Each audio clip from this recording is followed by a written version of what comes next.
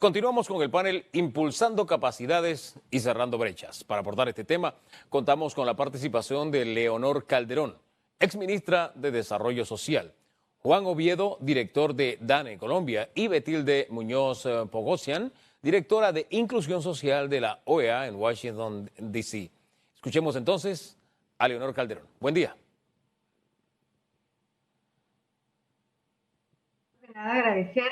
Agradecer a PEDE por esta oportunidad de participar en tan importante evento anual como es CADE, de manera muy especial a su presidenta Mercedes Zeleta de Brenes, por esta oportunidad de poder compartir con ustedes en momentos tan complicados, tan difíciles, pero tan importantes para nuestro país.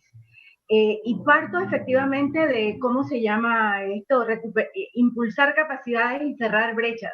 Es lo que nos han pedido que hablemos, ¿no? Y me remito a ese título inicial de todo este CADE, que es recuperar o reconstruir, que es algo que ha enmarcado y seguirá enmarcando esta discusión y este debate. Y la primera pregunta es ¿recuperar qué? O sea, ¿qué es lo que queremos recuperar? Recuperar esa desigualdad, recuperar esos rezagos graves de muchos sectores prioritarios que nos han colocado permanentemente en una situación de vulnerabilidad. Yo creo que además esta situación de la pandemia, sin duda una situación inédita, una situación que nos ha puesto, como también lo dice este enmarque de CADE, en esta encrucijada como país, como sociedad, como región, y que nos ha colocado realmente en una situación de consecuencias imprevisibles todavía. Cada día estamos viendo mayores consecuencias y mayores impactos. Todavía no conocemos a profundidad cuál va a ser su impacto final. Sin embargo, como todas las situaciones extremas, y sin duda estamos en una situación extrema, esto implica grandes retos, pero podría también a su vez ser la fuente de muchísimas oportunidades. La pandemia se ha encargado, como ya nos lo mencionó Michelle, de una manera bastante detallada, de sacar a flote muchas de las lastras de nuestra sociedad. Todo aquello que veníamos arrastrando desde hace décadas, y no se trata de señalar culpables, porque no son cosas que han ocurrido de un día para otro, no son cosas que han ocurrido en este periodo de gobierno ni en el anterior. Es simplemente lo que hemos venido construyendo como una sociedad a lo largo de nuestra historia. Ya Guillermo Chapman, en su conferencia inicial del día martes, se encargó de recordarnos de dónde venimos como sociedad y cómo nos hemos ido conformando en esta sociedad en que conviven millones y rascacielos con precariedad y pobreza en un marco de muchísima desigualdad. Se encargó de recordarnos también por qué nuestra estructura económica se fue desarrollando de esta manera, con esta macrocefalia y estas imperfecciones que no hemos visto o no hemos querido corregir, y nos dio elementos suficientes para pensar que necesitamos ya pensar en la transformación del modelo económico. Cuando abordamos la problemática social, muchas veces se interpreta en nuestra sociedad como algo que no es de primera línea, como algo que no es lo más relevante en las estructuras de políticas públicas, como una importancia secundaria dentro de la estructura del Estado y en el funcionamiento del gobierno. Pero nuestra historia en materia de políticas sociales es muy corta y yo diría que aún es bastante incipiente. Y a pesar de que se han hecho muchos esfuerzos, porque sin duda se han hecho muchos esfuerzos, todavía tenemos un camino que recorrer en materia de política social y en materia de políticas públicas en general. Quiero usar como marco para poder hacer este análisis casualmente esta encrucijada en la que nos ha puesto la pandemia. Con frecuencia hemos escuchado a los profesionales de la salud que nos hablan de riesgos y de comorbilidades que tienen los individuos ante el COVID-19. Yo quiero que me permitan la licencia de trasladar estos riesgos y estas comorbilidades al cuerpo social que es nuestro Panamá, como un organismo que está siendo atacado por esta pandemia y como un organismo que tiene riesgos, pero que también tiene patologías preexistentes como sociedad, o podríamos llamarlo, si me permiten, comorbilidades sociales que las venimos arrastrando. Para hablar de riesgos, sin duda tendríamos que decir que el riesgo mayor que hemos tenido como sociedad es precisamente aquello que ha sido nuestra fuente de riqueza a lo largo de toda nuestra historia, lo que nos ha colocado en el mapa mundial a través de varios hitos históricos y lo que ha sido la razón por la que siempre fluyeron hacia nuestro territorio innumerables riquezas en diferentes momentos, la conectividad. La conectividad de Panamá se convirtió en uno de los mayores riesgos. Los científicos nos han dicho que el virus a Panamá nos llegó por 8 vías distintas, nos llegó en avión, por 8 cepas diferentes importadas, además de las posteriores evoluciones locales. Efectivamente, nuestro país tiene una inmensa conectividad aérea, marítima, terrestre, inevitable. Eso es lo que somos, eso es lo que seguiremos siendo, eso es lo que volveremos a hacer. De eso vivimos. Y a eso, además, en épocas recientes se suman los flujos de migrantes de frontera a frontera. Pero una vez conscientes de ese riesgo nada menor, resulta que este organismo social, Panamá, tenía además varias patologías preexistentes o comorbilidades que han incrementado aún más ese riesgo inicial. Sin duda, y ya se mencionó en la conferencia marco de esta mañana, sin duda la más importante y la que nos ha colocado en una situación de riesgo mayor es la desigualdad social. Enseguida, al inicio en que empezó todo este proceso de la pandemia, nos dimos cuenta cómo esa condición de desigualdad dificultaba tremendamente la aplicación de medidas de prevención y de contención en la población. Por ejemplo, la cuarentena. No fue igual vivir la cuarentena para todo el mundo. No fue igual vivir la cuarentena en unas condiciones de viviendas adecuadas, de espacios, de luz, de agua, de servicios y de dinero para poderte alimentar o de acceso a los alimentos, que vivir en unas condiciones limitadas, con una precariedad económica, con la necesidad de buscar alimentos día a día, con una situación de informalidad laboral. Efectivamente, todos seguimos siendo susceptibles para la pandemia, pero no todos tenemos las mismas posibilidades. Otra de las comorbilidades existentes fue una muy debilitada red de salud primaria. Después de haber sido Panamá en la década de los 70 y 80 un modelo regional en atención primaria de salud, realmente lo hemos venido debilitando década tras década. El lema de salud igual para todos, el Ministerio de Salud de Panamá lo lanzó en 1969, bastantes años antes que fue decretado el lema Salud para Todos en el año 2000 en la Conferencia de Salud Primaria de Alma Ata en 1978. Realmente Panamá venía siendo pionero en este tema y ese sistema de salud primaria, esa red se ha debilitado de manera consistente. Otra de las grandes comorbilidades y de las grandes situaciones que nos pusieron en vulnerabilidad fue las muy limitadas o a veces inexistentes capacidades de los gobiernos locales. Eso hubiera sido clave en este momento, poder contar con la alianza de todos los gobiernos locales para identificar los hogares con mayor carencia, para distribuir las ayudas, para poder hacer docencia comunitaria, para poder establecer ese riesgo territorial diferenciado que hemos visto muy claramente en nuestro país. Otro de los temas importantes que han salido a flote son las graves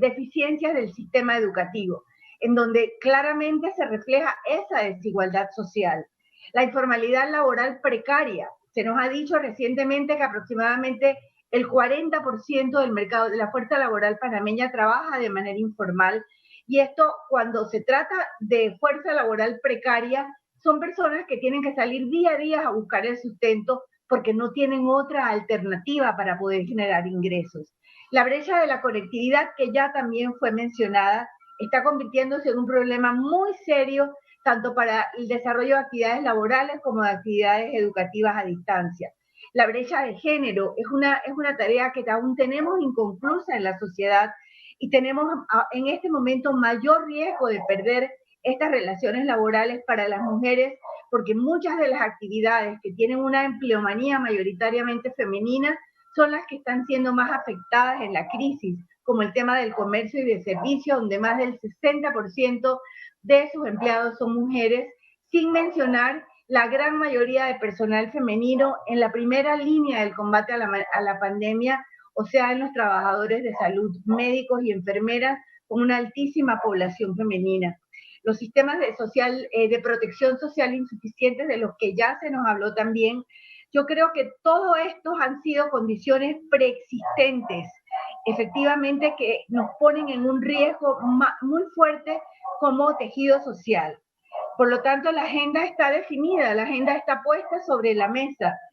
la agenda deseable, la que consideramos necesaria. Y es el momento de participar como sociedad y de aportar, pero también es el momento de que la sociedad pueda ser escuchada. Y de las tareas más inmediatas que nos pone esta agenda es sin duda la institucionalidad. Es impostergable una reorganización de todas nuestras instituciones en general, pero sin duda hay que poner un énfasis especial en las instituciones destinadas a diseñar e implementar políticas sociales. En Panamá no se le ha dado a las políticas sociales la importancia necesaria y no se ha entendido nunca que se requieren profesionales capacitados en las disciplinas específicas con un gran nivel de compromiso. Hemos reemplazado la institucionalidad social por subsidios mal dirigidos y mal administrados. Subsidios sin un adecuado acompañamiento se convierten en el más costoso asistencialismo y no fortalecen la reconstrucción del tejido social. No quiero decir con esto que los subsidios no hayan sido y probablemente sigan siendo necesarios, pero es necesario reestructurarlos y reorganizarlos. Y ante la carencia de recursos en donde necesariamente nos ha puesto esta pandemia, pareciera obligante una reorganización, no solo una reducción, sino una reorganización del Estado y del presupuesto gubernamental, tanto de funcionamiento como de inversiones. Entendemos que se ha venido trabajando en ello, pero realmente es absolutamente determinante para poder avanzar. Hay que reformar la planilla del Estado. La actual planilla del Estado es absolutamente insostenible en las actuales situaciones de recaudación que tiene el Estado. Hay que elaborar una estructura de cargos y una estructura de salarios. Sería este el momento ideal para poder dotar a las instituciones públicas de un recurso humano con las competencias adecuadas para lograr una mayor efectividad y una mayor eficiencia de las instituciones. Tenemos en los países vecinos y bastante similares como Costa Rica y Uruguay ejemplos claros de que esto es muy posible y de que cuando las instituciones son sólidas, cuando hay una verdadera cultura institucional, hay una cierta inercia que impide que los procesos se paralicen y que garantiza la fluidez de las acciones. Hay que reconocer que ese plan de gobierno quinquenal ya realmente tiene que ser revisado, tiene que cambiar, porque la realidad cambió, las necesidades cambiaron y las prioridades necesariamente tienen que cambiar. Otra tarea urgente es la generación de datos. Panamá tiene que fortalecer su sistema nacional de información. Es imprescindible para la toma de decisiones. Las tomas de decisiones tienen que ser basadas en evidencias en cualquier área de la administración pública e incluso se convierten en algo absolutamente necesario para el sector privado. ¿Cómo se puede diseñar una política pública o un proyecto de inversión sin una data nacional o local completa y actualizada? Realmente sería imposible. Por otra parte, la descentralización real se nos pone como una tarea urgente. Una descentralización que no consista solamente en el traslado de recursos. Una descentralización tiene que estar precedida por una generación de capacidades en los niveles locales. Panamá no es un país federal, Panamá es un país centralista, en donde la política pública emana del centro para poder ser replicada en los niveles locales, y eso es absolutamente fundamental. Por otra parte, el fortalecimiento de la red de salud primaria. Tenemos de manera urgente que caminar hacia un sistema único de salud.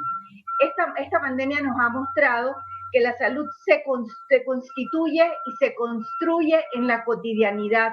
No se construye la salud en los hospitales, se construye en el día a día, en la comunidad, en las interacciones, en las conductas individuales y colectivas. Se nos ha dicho reiteradamente cómo esas conductas individuales o colectivas pueden impactar positiva o negativamente el resto de la comunidad. Por lo tanto, es el momento de retomar la promoción de la salud, retomarla verdaderamente con fuerza y a nivel nacional, de revivir esos comités de salud que fueron tan importantes en nuestra sociedad y de los cuales todavía subsisten algunos en algunos corregimientos, y dotar esa cobertura de salud de la calidad necesaria para que pueda seguir interactuando. Un país con los ingresos de Panamá no puede tener una tasa de mortalidad que sea de 14 muertes por 1000 nacidos vivos y una tasa de mortalidad que se incrementa muchísimo más todavía en las comarcas indígenas.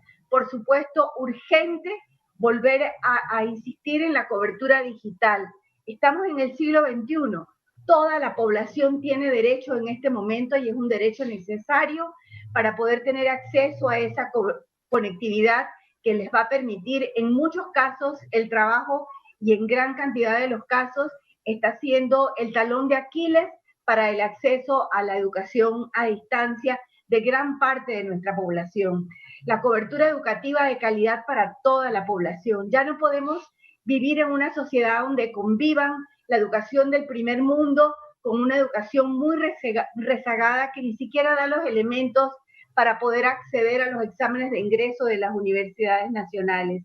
Y esto es fundamental para el fortalecimiento del capital humano y para la formación del capital humano nacional. Y por supuesto, reitero lo que ya mencionó Michelle Mouchet, la necesidad de fortalecer y de crear en muchos casos ese sistema de cuidado, que es una parte fundamental de la red de protección social, fundamental para el desarrollo de la primera infancia y fundamental para la incorporación laboral de las mujeres. Y continuar fortaleciendo las políticas de inclusión de las mujeres y de todos los otros sectores prioritarios, porque corren el riesgo en esta situación de verse tremendamente desfavorecidos.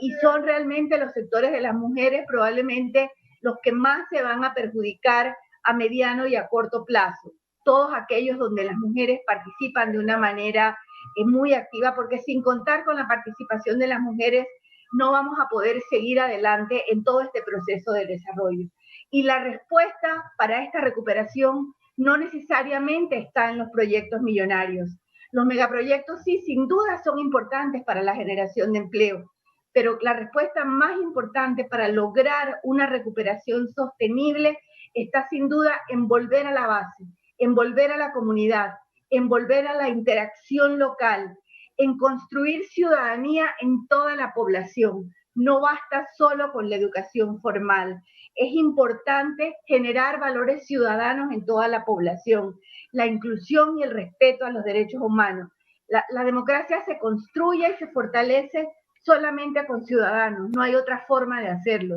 Y esto es algo que hay que volver a trabajar y a fortalecer en nuestra sociedad.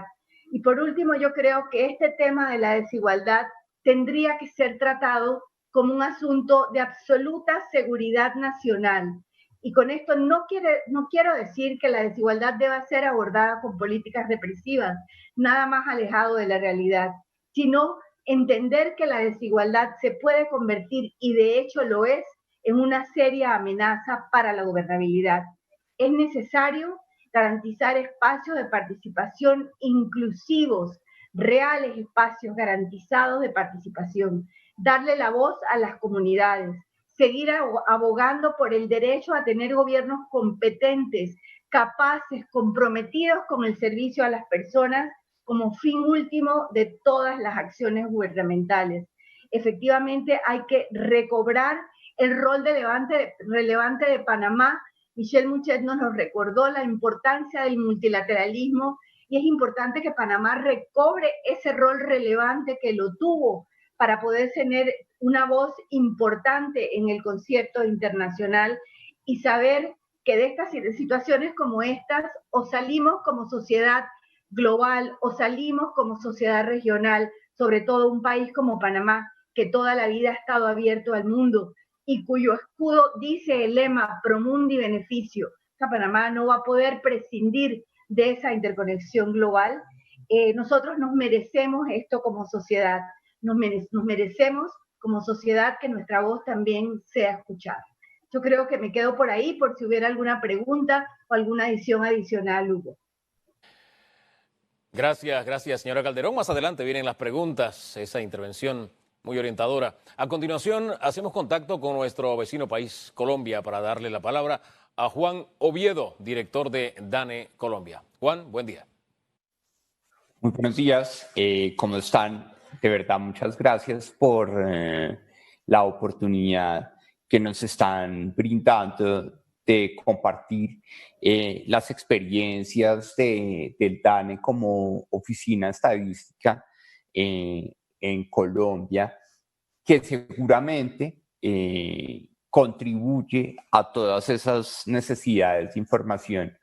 que mencionaba Leonor en su importante intervención, en donde es importante y clave poder establecer cuáles son los sistemas de información que orientan la toma de decisiones de política pública, que permiten la focalización de los subsidios, que permiten la atención especializada de grupos poblacionales según sus niveles de vulnerabilidad.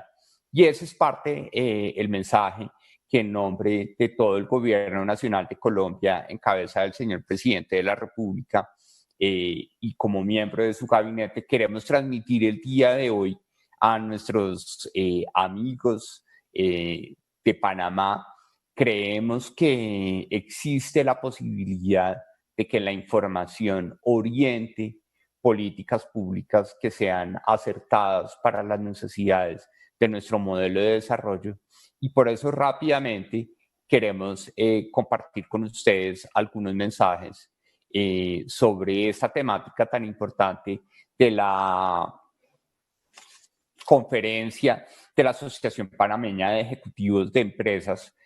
APEDE, en donde fundamentalmente alrededor de esa temática sobre desarrollo resiliente, inclusivo y sostenible, nosotros queríamos compartir un mensaje muy breve sobre el rol de la información estadística y geoespacial en la visibilización de las brechas de desarrollo. Nosotros creemos que ese mensaje de desarrollo resiliente, inclusivo y sostenible que Michelle ha compartido en su presentación y que Leonor ha detallado de una forma muy ejecutiva de cuáles son los desafíos más importantes que nosotros tenemos, pues está completamente alineado con los objetivos de desarrollo sostenible y específicamente en cómo las dimensiones de desarrollo sostenible de la Agenda 2030, en la cual tanto Colombia como Panamá hemos suscrito en las Naciones Unidas, queremos que existan unas dimensiones de desarrollo desde la perspectiva social, económica y ambiental, con ese compromiso de no dejar a nadie atrás, es decir, de contar con información, como lo mencionaba Leonor, desagregada, para que podamos atender a diferentes grupos poblacionales en función de sus necesidades, pero que particularmente podamos aterrizar cada uno de los elementos que mencionaba Leonor en su intervención, de los ejes del desarrollo y poder que la información que se produce en nuestros países permita visibilizar a las personas como actores protagónicos del desarrollo y beneficiarios fundamentales de todas las políticas, tanto del sector público como del sector privado, en materia de desarrollo económico, social y ambiental, pero que permita que podamos avanzar en una sociedad más próspera, que podamos reconocer las restricciones ambientales que implica la convivencia ecosistémica en nuestro planeta, pero sobre todo que podamos promover un desarrollo de nuestros países en paz y sobre todo basado en alianzas. Y ahí nosotros creemos que un mensaje fundamental que nosotros quisiéramos compartir con todos los ejecutivos de la APEDE, con todos los miembros del gobierno panameño y con toda la sociedad civil que puede estar viendo esa transmisión. Es clave promover alianzas porque ya está clarísimo en nuestras sociedades que el Estado solo o el sector privado solo o la sociedad civil sola no van a poder transformar nuestros modelos de desarrollo, sino que necesitamos alianzas que desde el punto de vista de producción de información reconocen la necesidad de avanzar en la consolidación de lo que nosotros llamamos y que quisiéramos invitar a nuestros amigos panameños a que podamos desarrollar un ecosistema de datos en donde no solo el INEC o como Oficina Estadística Panameña, a quien enviamos un saludo muy especial en esta oportunidad, sino todas las entidades del sector público, tanto nacional como descentralizado, la academia, los organismos de control, el sector privado, las organizaciones no gubernamentales, la sociedad civil, debemos articularnos para que la producción de información no sea necesariamente el monopolio del INEC, sino que sea una producción descentralizada, una producción diversa y una producción enriquecida que permita también, aprovechando la intervención de Leonor, que se generen capacidades de producción de información no solo a nivel nacional, sino también a nivel subnacional. Y esto es algo que nosotros queremos compartir y insistir con mucho ahínco en esta intervención, en la medida en que Panamá tiene una gran oportunidad de que los posibles resultados del censo orientan a que Panamá cuente con una población de 4.5 millones de habitantes, es decir, eso es menos que la 10ª parte de la población colombiana en 2018 y que por consiguiente la producción de información en el caso de Panamá puede rápidamente cumplir con esos objetivos de granularidad, de relevancia y sobre todo de poder permitir que Panamá no solo cuente con información para 4.5 millones de habitantes que tendrá el país a partir de los resultados del censo, sino que cuente con 4.5 millones de usuarios de información que permita resolver esas brechas tan complejas en materia de desarrollo social, económico y ambiental que enfrentan nuestros países. Y a partir de ese ecosistema de datos, nosotros queríamos compartir una experiencia que consideramos muy valiosa en la medida en que Panamá se encuentra a puertas de poner sobre la mesa los resultados del censo de población y poder orientar esa información para que pueda al mismo tiempo ilustrar el desarrollo de políticas públicas, estrategias de focalización de subsidios y que, como ha sucedido en el caso de Colombia, quisiéramos compartir ese ejemplo, pues pueda ser utilizado para la gestión de emergencias, como ha sido esta información supremamente valiosa para Colombia en el marco de la pandemia del COVID-19.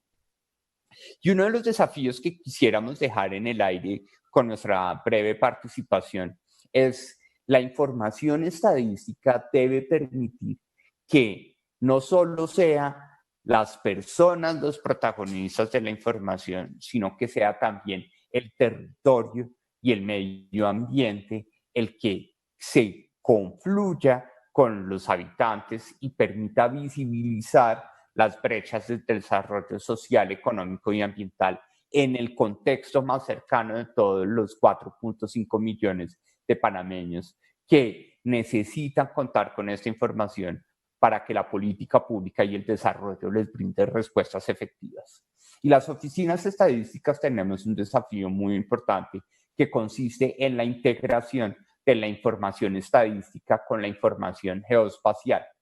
Y en la medida en que nuestros países desarrollan censos de población y vivienda, esos censos cada vez más con las plataformas tecnológicas pueden estar georreferenciados, es decir, que nos permiten establecer las diferencias que se pueden observar a nivel de la población en materia de, como lo mencionaba Leonor, comorbilidades no solo de salud, sino también comorbilidades sociales o brechas sociales que tienen que ser resueltas, no desde una perspectiva centralizada de forma genérica para los 4.5 millones de habitantes de Panamá, sino para cada uno de ellos en función de las diferencias que nosotros estamos planteando. Y aquí fundamentalmente queríamos rápidamente hacer un barrido muy ejecutivo de algunas iniciativas que, gracias a la información del censo, integrada con registros administrativos e integrada también con información de movilidad que nos brindan los operadores de telefonía móvil en marco con una alianza con el Programa de las Naciones Unidas para el Desarrollo y una iniciativa privada que se llama Grand Data, hemos podido visibilizar información a un nivel de desagregación muy importante que creemos puede ser de gran utilidad para esa redefinición de los ejes de desarrollo que mencionaba Leonor, que pueden ser necesarios en el post-COVID-19, en la nueva normalidad que se viene, en donde debemos aprovechar las oportunidades que nos traen los problemas para poder redefinir nuevas apuestas de desarrollo para todos nuestros ciudadanos. Y aquí fundamentalmente queremos poner un ejemplo básico de cómo la información, en el caso de Colombia, del Censo de Población y Vivienda, integrada con registros administrativos y las encuestas a hogares que nosotros hacemos de forma recurrente, permitieron resolver o construir unas herramientas de información que rápidamente fueron de gran utilidad para el gobierno nacional para definir mecanismos de transferencias no condicionadas que ayudaron a la población pobre y vulnerable del país. Casi 3 millones de hogares han sido beneficiarios de este importante programa que lideró el Departamento Nacional de Planeación o el Ministerio de Planeación colombiano, que se llama Ingreso Solidario. Información que permitió rápidamente que el gobierno nacional ejecutara una estrategia de devolución del impuesto a las ventas, que fue una medida supremamente redistributiva que permitió devolver casi aproximadamente $35 al mes a cada uno de los hogares pobres y vulnerables que estaban pagando un IVA por algunos productos que no necesariamente deberían pagarlos, precisamente por esa situación de pobreza y vulnerabilidad, y al mismo tiempo la posibilidad de geolocalizar las comorbilidades sociales y de salud que hacía mención Leonor en su intervención, pues esa información permitió distribuir rápidamente ayudas humanitarias como mercados humanitarios por parte de alcaldes y gobernadores que se volvieron aliados de la Oficina Estadística en la utilización de esta información para que la información estadística y estos sistemas de información que se han mencionado en esta conversación puedan orientar verdaderamente políticas públicas. Un primer ejemplo fundamental es cómo el país ha logrado traducir ese concepto tan importante que también en Panamá con el liderazgo de Michelle se ha venido implementando, que es la medición de la pobreza multidimensional, en donde en el caso de Colombia la pobreza multidimensional se mide en función de las barreras de acceso a unos bienes y servicios básicos en 5 dimensiones, que como ustedes lo pueden ver son la educación, son las condiciones de la niñez y la juventud, las condiciones de trabajo, las condiciones de salud y las condiciones de vivienda y de servicios públicos, como gracias a la información del Censo de Población y Vivienda de Colombia, con la integración con el registro de salud y con las encuestas de hogares, pudimos lograr rápidamente, como lo quiero mostrar directamente desde nuestra página web, queremos compartir y mostrarles cómo en la página web del DANE, www.dane.gov.co, podemos acceder rápidamente a un visor que nos muestra, por ejemplo, aprovechando la intervención de Leonor, que me pareció muy especial porque trajo de una forma muy compacta los principales desafíos que enfrentamos como países en este momento. En este caso, ustedes están viendo a la ciudad de Bogotá, nuestra capital, en donde en Bogotá nomás tenemos casi el doble de la población de Panamá, que tenemos casi 7.7 millones de habitantes, que junto con el área metropolitana pueden llegar a sumar casi 8.5 millones de habitantes. Y aquí, gracias a la información del censo, la información geoespacial, la información de salud, tenemos a la ciudad distribuida a nivel de manzana con su distribución de la pobreza multidimensional en cada uno de los barrios y en cada una de las manzanas de la ciudad. Y ven ustedes cómo en esta zona de Ciudad Bolívar podemos aplicar una tercera dimensión para ver con mayor claridad. Vemos cómo en esta región de la ciudad, en la región suroriental de la ciudad, tenemos una mayor concentración de pobreza multidimensional. Esta información rápidamente fue utilizada en el caso de la alcaldesa de Bogotá y otras iniciativas del gobierno nacional para que pudiéramos repartir desde el mes de abril y mayo mercados humanitarios a estas zonas que en el marco de confinamiento y a estas familias que en el marco del confinamiento con la alta informalidad y con la vulnerabilidad social y económica que enfrentan, pues poder cumplir las reglas de confinamiento era de gran importancia para poder garantizar la calidad del cumplimiento de la disciplina social para poder controlar el desempeño epidemiológico del COVID-19 en nuestra ciudad. Esta información de pobreza multidimensional no solo la podemos ver para la capital, sino que la podemos ver, por ejemplo, para un municipio que es importante en nuestra frontera con Panamá, como es Apartado, en donde vemos rápidamente Apartado que se ubica relativamente cerca de la frontera, o podemos ir a Turbo, por ejemplo, que es un municipio que queda sobre ya en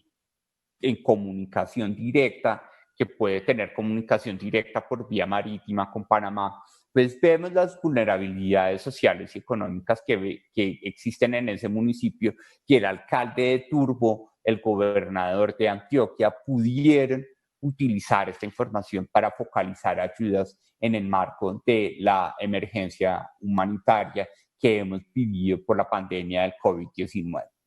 Adicionalmente, junto con esta información, nosotros hemos podido no solo desarrollar nuestro geovisor de pobreza distribuido a nivel geográfico, sino que pudimos establecer una medida que une las comorbilidades sociales y de salud de las que hablaba Leonor, y específicamente gracias a la integración de la información del censo, en donde podemos tener esas comorbilidades sociales, es decir, el hacinamiento crítico de las personas, la existencia de hogares intergeneracionales en donde conviven personas adultas mayores con personas jóvenes que pueden ser asintomáticas, pero pueden contagiar y complicarle la vida a las personas mayores con un contagio de COVID-19. Desarrollamos, integrando la información del censo junto con la información de los registros individualizados de salud, pudimos establecer un índice de vulnerabilidad para poder establecer si las personas que viven en cada una de las viviendas de las manzanas de las zonas urbanas del país se contagian del COVID-19, pues qué complicaciones o qué nivel de complicaciones pueden tener, no solo en función de sus comorbilidades sociales, sino de sus comorbilidades de salud, como por ejemplo prevalencias de hipertensión, diabetes, enfermedades del corazón o enfermedades pulmonares crónicas y cáncer que pudimos analizar. Y gracias a la integración de información, censo, salud e información geoespacial, pudimos en esta misma capa que nosotros estamos mostrando en nuestra página web, en el caso particular de, por ejemplo, el municipio de Turbo, que está en la frontera, cerca de la frontera de Colombia con Panamá, pues podemos ver no solo las dimensiones de pobreza, sino que podemos ver cómo es la vulnerabilidad de los habitantes del municipio de Turbo entre, en este caso, vulnerabilidad alta o vulnerabilidad media para cada una de las manzanas del municipio. Esto, por ejemplo, cuando vamos al departamento del Atlántico, en donde en Barranquilla estamos viendo una problemática muy importante en este momento por los elementos de contagio que estamos viendo en este momento de cuarentenas localizadas que hemos tenido que desarrollar, pues vemos cómo en el caso de Barranquilla tenemos un municipio aledaño que es Malambo con una alta vulnerabilidad y tenemos a esta zona de la ciudad con una alta vulnerabilidad. Pero así como tenemos a Barranquilla, podemos tener también seguramente una ciudad que todos nuestros amigos de Panamá conocen, que es Cartagena, y que han escuchado hablar, y vemos cómo en Cartagena tenemos esta distribución de la vulnerabilidad frente al COVID-19, en donde el alcalde ha podido ir específicamente a cada una de estas manzanas con vulnerabilidad alta y desarrollar estrategias pedagógicas para que las personas puedan cumplir con disciplina social las medidas de confinamiento. Y esto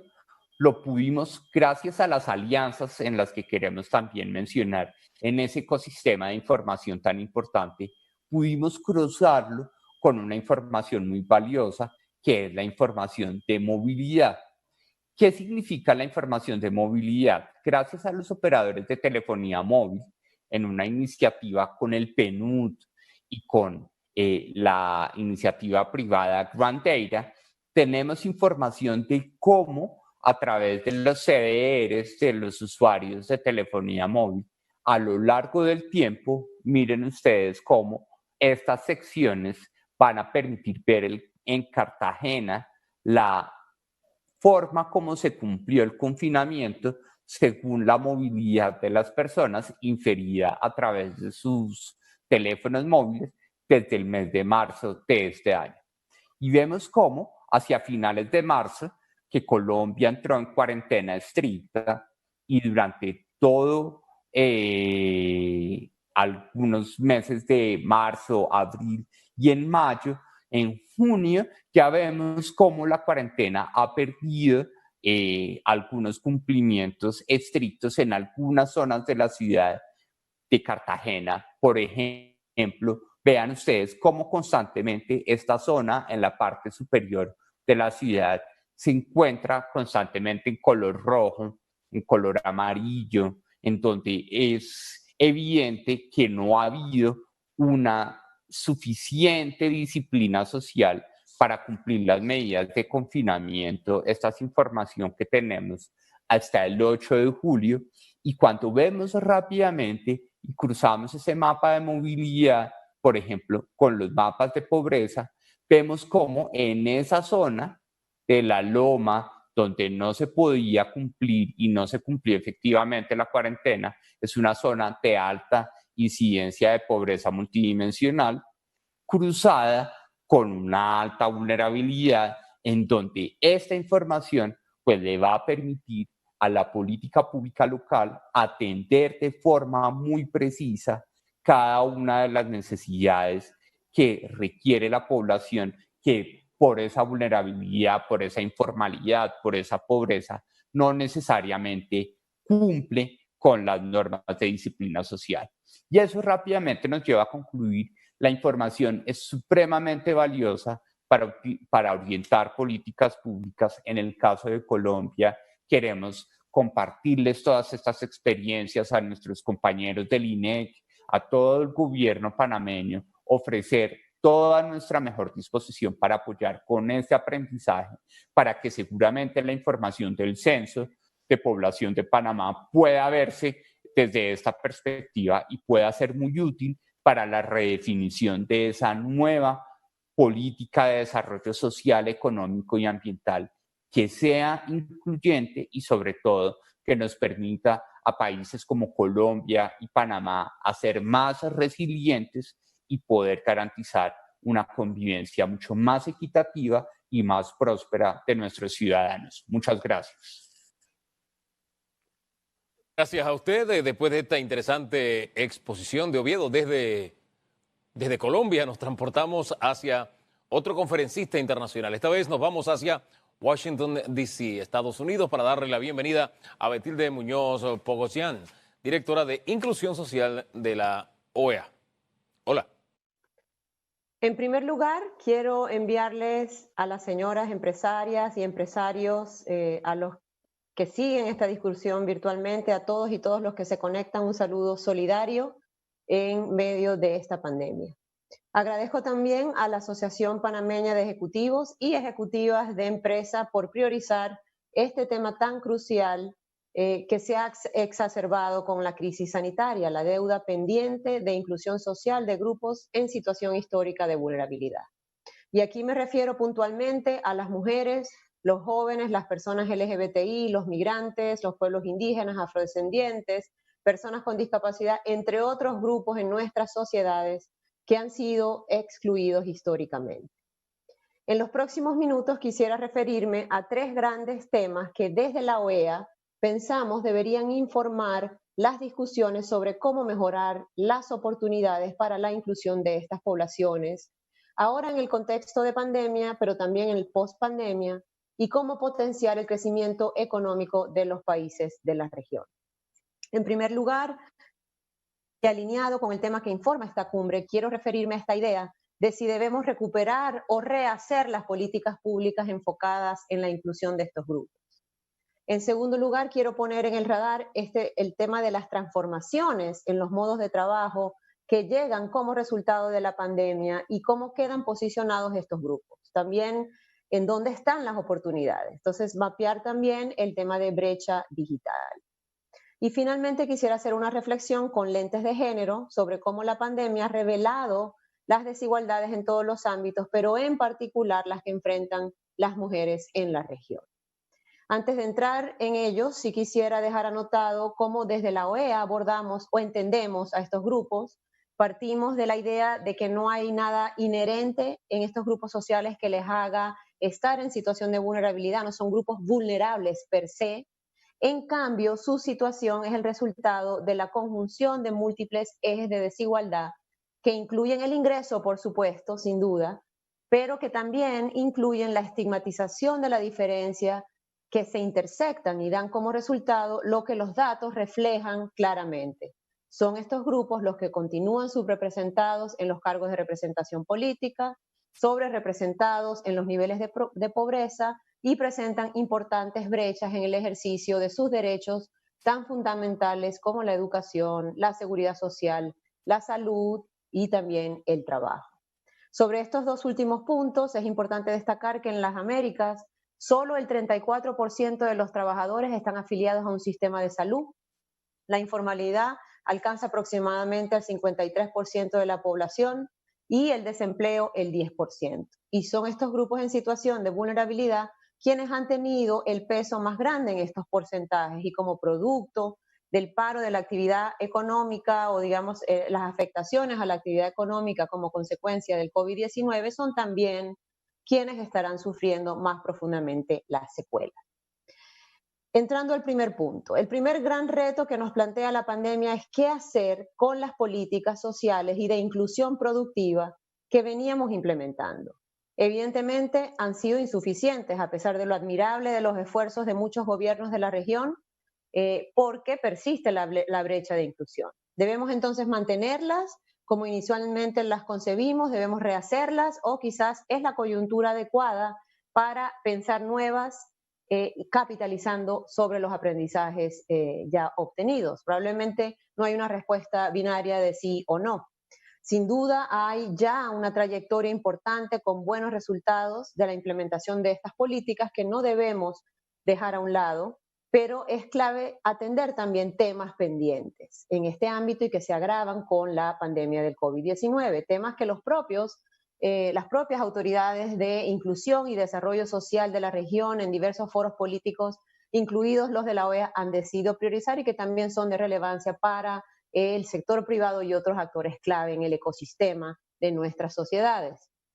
El primero es el tema de datos, es decir, la necesidad de seguir fortaleciendo el diseño de políticas focalizadas que permitan atender las necesidades específicas de estos grupos, contribuir a su inclusión laboral y en un sentido más amplio a su inclusión social a través de la mejora de los sistemas de datos y ojalá desagregados que nos permitan tener evidencia empírica sobre las barreras que enfrentan en el ejercicio de sus derechos, sus necesidades específicas y los impactos diferenciados del COVID en estas poblaciones.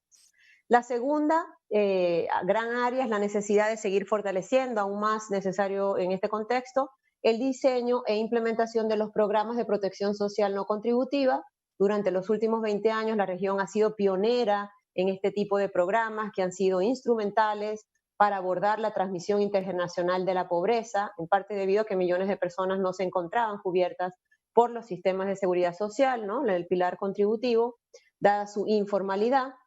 Esto sin perder de vista que el objetivo más amplio para la región es avanzar hacia la implementación de sistemas de protección social y de seguridad universales reconocidos en varios instrumentos de derechos a nivel regional y a nivel global para garantizar el goce de derechos económicos, sociales y culturales. Obviamente, continuar trabajando en reducir brechas y garantizar la inclusión efectiva de estos grupos en situación de vulnerabilidad. Es importante también reconocer que los países de la región también han avanzado en entender que las políticas de protección social tienen que complementarse con acciones que favorezcan la inclusión productiva de las personas con menos ingresos y de quienes lo necesitan, como los servicios que buscan brindar apoyo al trabajo independiente, promoviendo la autonomía económica con componentes de microcréditos, autoempleo, emprendimiento, la generación directa o indirecta de empleo, y en este punto es clave la asociación y las alianzas que se puedan hacer con el sector privado. Entrando al segundo gran tema que quería plantear para la discusión, que lo está trayendo la pandemia, es este tema de la transformación en la manera de trabajar. Es decir, el traslado desde los espacios físicos de trabajo a plataformas virtuales y la digitalización de servicios que antes eran personales. Esto representa retos y oportunidades importantes. Así, esta transformación del mercado laboral puede significar nuevos puestos de trabajo en el sector de tecnología, y ya conocemos algunas experiencias interesantes en la región, en este tema de alfabetización, en nuevas tecnologías de la información para incluir o generar inclusión laboral a mujeres, personas con discapacidad, jóvenes, ¿verdad? Y conocemos también de experiencias interesantes del sector privado de empresas conectando con esas iniciativas. Sin embargo, al mismo tiempo, esto también implicará uno de los retos o desafíos más apremiantes para la región, y que es una deuda pendiente, y es el cierre de la brecha digital. En la región, menos de la mitad de la población tiene acceso a Internet y solo aproximadamente el 5% de la población más pobre tiene acceso a Internet en sus viviendas. Y si nos ponemos los lentes de género,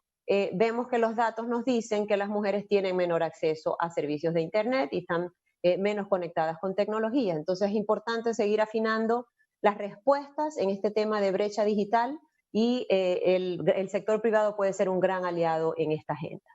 Antes de pasar a mi último punto, sí quiero traer a la discusión el tema migratorio. Y desde la OEA es una de las responsabilidades que tenemos como foro político y como espacio de consenso a nivel regional,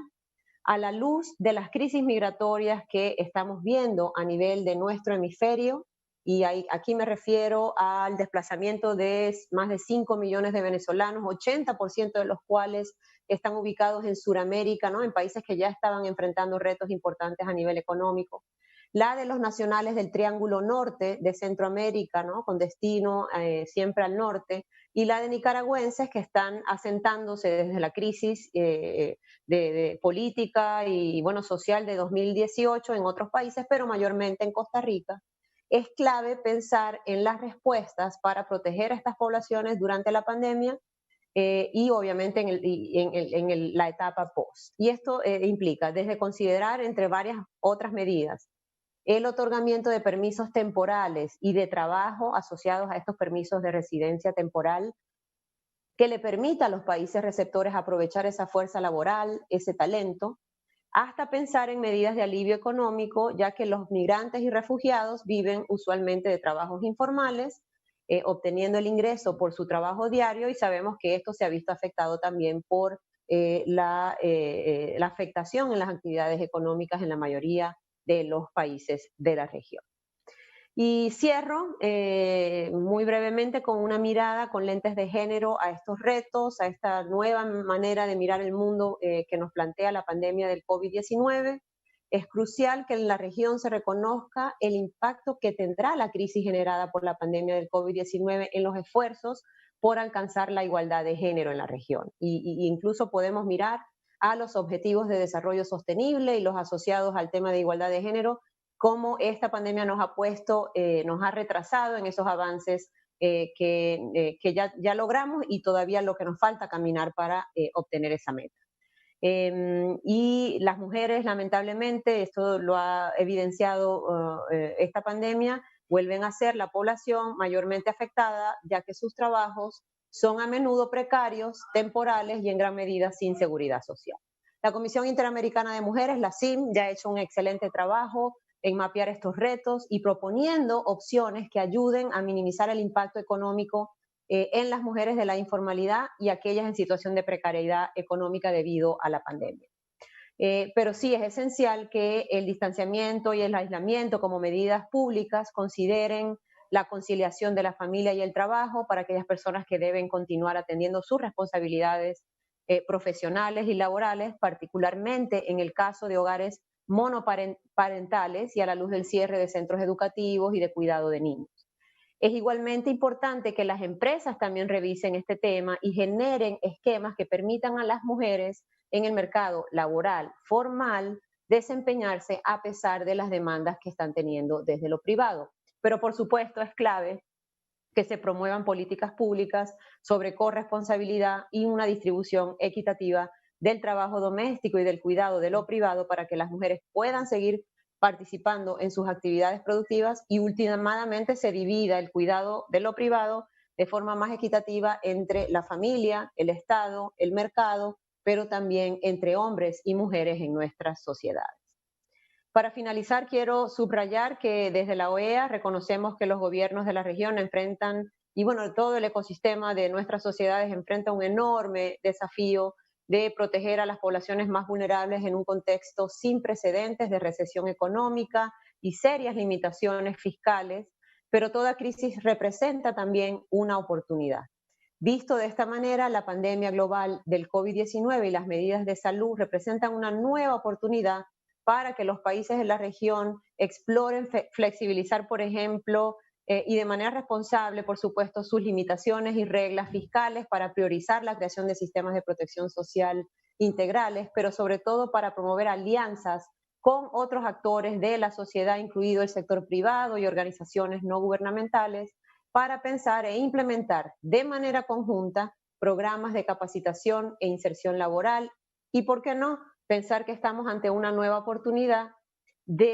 inédita realmente para innovar, involucrando las voces de los jóvenes y las personas en situación de vulnerabilidad en el diseño de iniciativas, programas, intervenciones para promover su inclusión laboral y en un sentido más amplio, por supuesto, su inclusión social. Quisiera finalmente invitarles a revisar la recientemente publicada Guía Práctica de Respuestas Inclusivas y con enfoque de derechos humanos ante el COVID-19 de la OEA, una herramienta que precisamente mapea retos y opciones de respuesta de política pública para atender la situación particular de estos grupos. Muchísimas gracias. Muchísimas gracias a usted. Pasamos a la ronda de preguntas y respuestas. Por asuntos de tiempo tendremos una pregunta para cada uno de los participantes en este panel 1. Comenzamos con usted, señora Calderón. ¿Cómo beneficia al sector privado el desarrollo de políticas públicas sociales? Son las que contribuyen. ¿Me está escuchando? ¿Bien? Sí, las políticas públicas sociales son necesariamente las que nos contribuyen a crear una verdadera red de protección social. Y cuando hay una red de protección social, perdón, ¿me están escuchando? Hola. Sí. Sí, a ver. Le estamos escuchando. Te decía, que efectivamente las políticas públicas sociales son las que nos permiten crear una verdadera red de protección social y por lo tanto son las que nos ayudan a fortalecer ese capital humano de calidad y con las competencias necesarias para contribuir a un desarrollo sostenible. Y son realmente las políticas de protección las que nos dan una estabilidad en toda la estructura de los ciudadanos para poder avanzar en los procesos siguientes del desarrollo. O sea, realmente sin políticas públicas sociales no podemos tener una sociedad sana, no podemos tener una sociedad que pueda avanzar de manera sostenible en el desarrollo. Señora Calderón, algo adicional. ¿Por qué considera que la desigualdad es más peligrosa que la pobreza? La desigualdad es más peligrosa que la pobreza porque pone en riesgo tremendamente la gobernabilidad del país.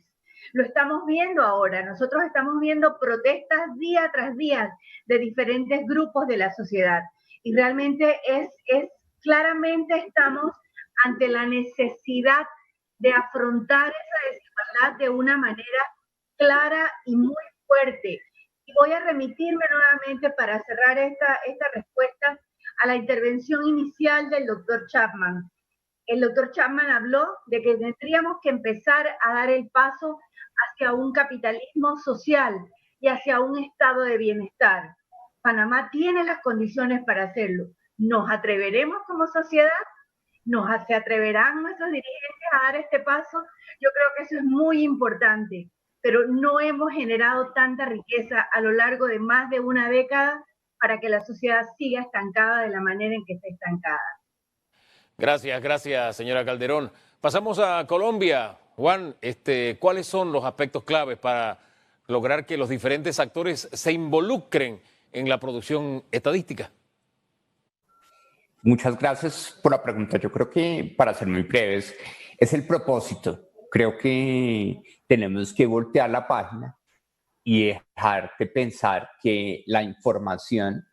es ajena a los problemas de la sociedad. La información tiene que responder a los problemas sociales, económicos y ambientales que enfrentamos. Y por eso es clave que comprendamos que la información debe tener un propósito y que con ese propósito debemos lograr que los marcos legales que se desarrollen en nuestros países habiliten esa acción o gestión colaborativa en la producción de información. La calidad de la información que se produce en nuestros países no puede depender de que haya un monopolio o una sola persona produciéndola. Necesitamos empoderar diferentes actores, necesitamos valorizar las iniciativas del sector privado y la sociedad civil en la construcción de esa información y por eso ese ecosistema de datos que nosotros estamos invitando a que Panamá siga como ejemplo del caso colombiano, se logra con un propósito, estableciendo unas metas de desarrollo y lograr cuál es la información que necesitamos para poder cumplir esos objetivos. Algo más, Juan, ¿cuáles son los principales desafíos para lograr sostenibilidad en un ecosistema de datos en el mediano y largo plazo? Bueno, yo creo que uno de los elementos más importantes para lograr la sostenibilidad del ecosistema de datos es que, en primer lugar, haya una conciencia del Estado, de la sociedad civil y el sector privado en que la información es la agenda que nos debe orientar los diferentes estadios de desarrollo que queremos establecer en nuestros modelos de crecimiento y en nuestros modelos de resolución de las inequidades que nosotros enfrentamos como sociedades. Y para lograr esa sostenibilidad necesitamos que haya alianzas, que haya participación y contribución del sector privado en la generación de información, porque se requiere que haya plataformas tecnológicas muy robustas que permitan que esa información se procese de una forma muy rápida, pero que sea accesible a todos y cada uno de los habitantes de nuestros países. Gracias, Juan. Betilde, Washington, ¿en qué consiste la guía práctica de respuestas inclusivas y frente al enfoque de derechos humanos ante el COVID que usted mencionó en el cierre de su presentación? Bueno, qué bueno que haces la pregunta. Precisamente a principios de abril, en el medio del punto más álgido del inicio de esta pandemia, produjimos esta guía donde mapeamos cuáles son las afectaciones particulares, tanto en materia de salud, pero también en materia económica y todos los ámbitos de los derechos humanos de los grupos que históricamente han sido excluidos. Y entonces hacemos un paseo de cuáles son esas afectaciones que tienen que tomar en cuenta los estados al analizar los efectos de las medidas primordialmente de paro económico, digamos, de paro de la actividad como mecanismo para frenar contagios, ¿verdad? Pero que tiene consecuencias en la vida concreta, en la cotidianidad de la vida de las personas, y lo hacemos pensando en grupos como las mujeres, afrodescendientes, personas indígenas, personas privadas de libertad, niños, niñas y adolescentes que sabemos que también se han visto afectados por esta pandemia, migrantes, refugiados, desplazados internos. Y por otro lado, ofrecemos a los países de la región un menú de opciones de política pública que se pueden considerar para atender precisamente esas afectaciones. Y lo hacemos, como tú indicas, muy bien, con un enfoque de derechos humanos que no es más que mirar a los compromisos internacionales consagrados en instrumentos normativos de derechos sociales, de derechos económicos, como guía para armar esas propuestas. Ahora bien, a la luz de la crisis migratoria en toda la región que usted mencionaba, ¿cómo cree que los países pueden beneficiarse? Bueno, entiendo que el tema migratorio es muy delicado porque siempre hay que compensar los temas de soberanía de un Estado por un lado y por el otro toda la agenda y compromisos de derechos humanos y la necesidad de proteger a estas poblaciones. Pero por supuesto, y también entendemos que hay costos inmediatos con la llegada de personas de otros países. Sin embargo, ya está empíricamente estudiado que hay importantísimos beneficios, especialmente a nivel económico, de la llegada de migrantes y refugiados a nuestros países, que pasan desde contribuciones que hacen al fisco, que dan de algún modo